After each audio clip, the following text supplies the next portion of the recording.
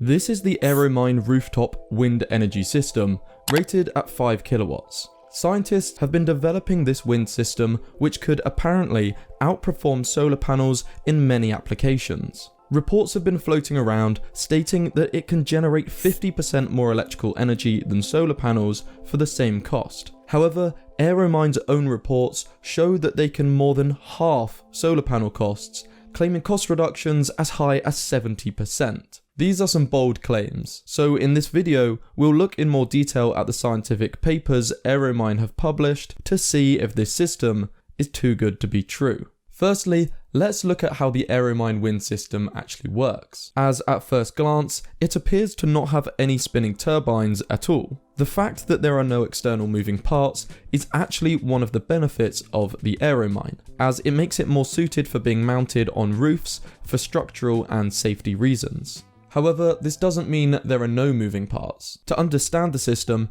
it is first useful to look at a single aerofoil. As air flows past the aerofoil, it gets redirected and areas of high and low pressure form. Now, if we take two aerofoils and place them opposite each other, we have something similar to the Aeromine system. With this, we have now created a low pressure region between the aerofoils, which is the fundamental principle of how the wind system works. Each of the aerofoils on the Aeromine also have holes in them, so as air flows through, the low pressure regions between the aerofoils suck in the surrounding air over a hidden turbine below, meaning this is still somewhat of a wind turbine. This action of drawing in the surrounding air is the same principle as a straw. When the pressure in your mouth decreases as you begin to suck, the water in your glass begins to flow up the straw. This wind system is a pretty interesting design, but it is not necessarily a new idea. In fact,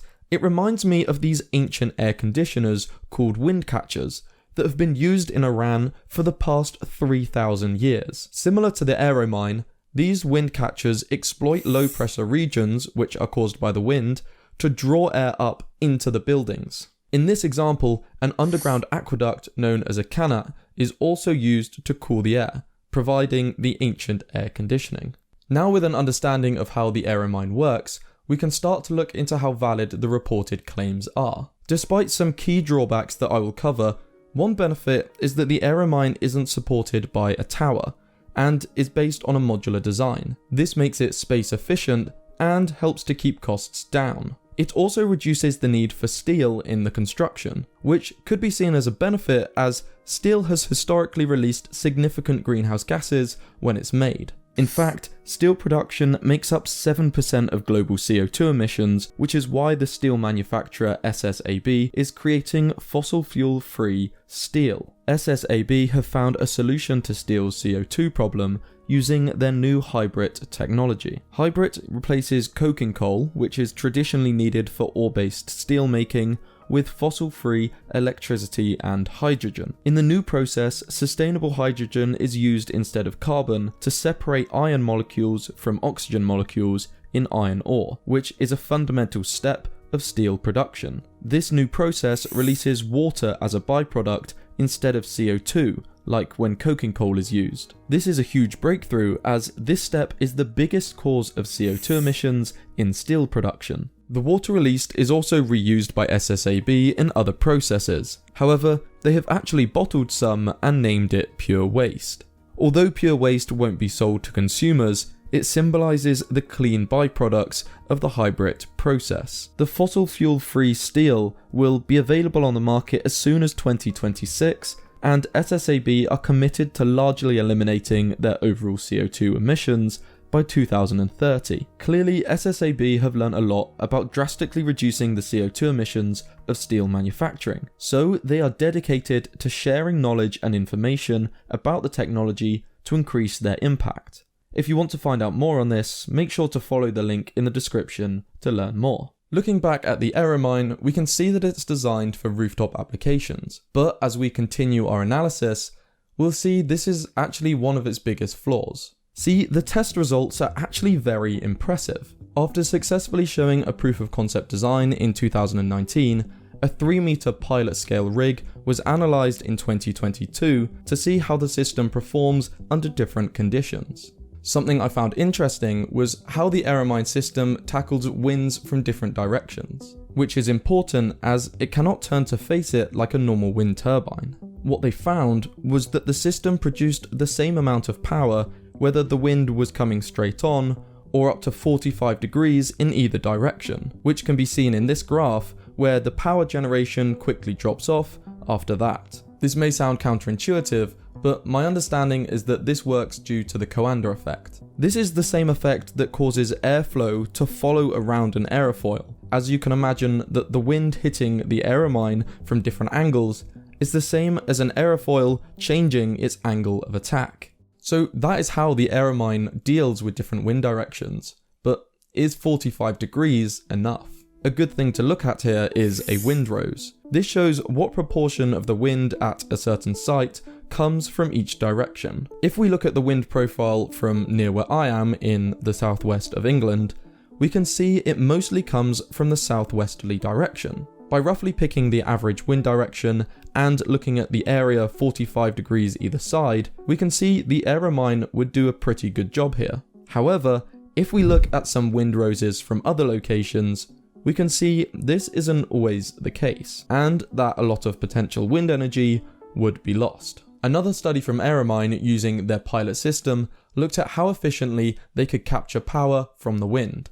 For reference, a standard wind turbine can usually hit a maximum efficiency of 50% in the right conditions, which is not far off the theoretical limit of 59% known as the Betz limit. An intuitive feel for the Betz limit is that if all the energy was extracted from the wind, it would be stationary behind the turbine and therefore no new wind could flow through. With this in mind, the Aeromine prototype managed to hit 25% efficiency, up from 18% in their lab tests. Although this maximum efficiency is lower than traditional turbines, Aeromine says this can be weighed out by the fact the system captures a larger area of wind due to its design. Importantly, the key aspect of the Aeromine is the comparison of its cost compared to solar panels. Here is a graph that compares the levelized cost of energy for the Aeromine system and industrial solar panels at different wind speeds. Here, the levelized cost can be thought of as the price of captured energy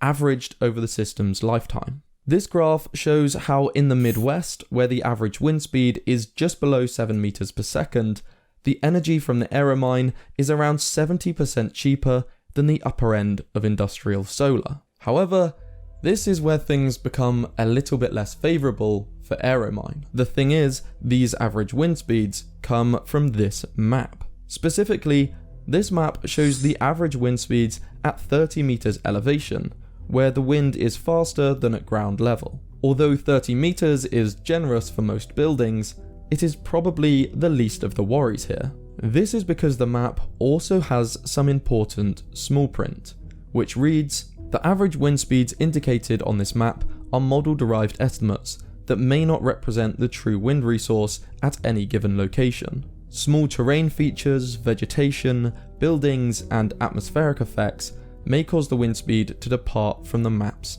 estimates."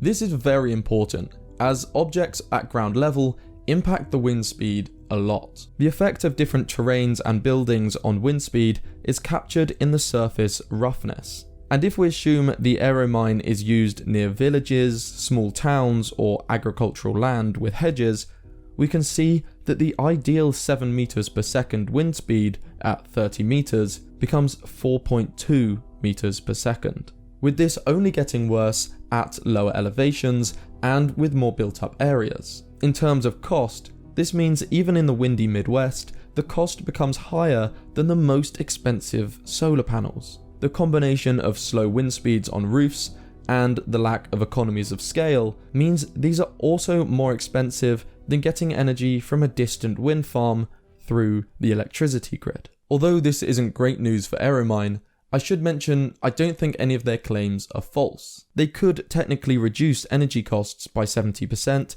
compared to solar panels, however, they may be overly optimistic with where this would happen. But it may be effective in some cases where there is very low surface roughness, and I hope they can develop this technology further and find more applications where it can provide benefits. If you want to know more about Aeromine and ask specific questions related to this, I'm now going to be doing a live stream related to every video I upload. For this video, the live stream will be at 7 PM GMT on the 19th of December. But if you want to know more about how energy is stored now, check out this video on using superheated bricks, and don't forget to like and subscribe.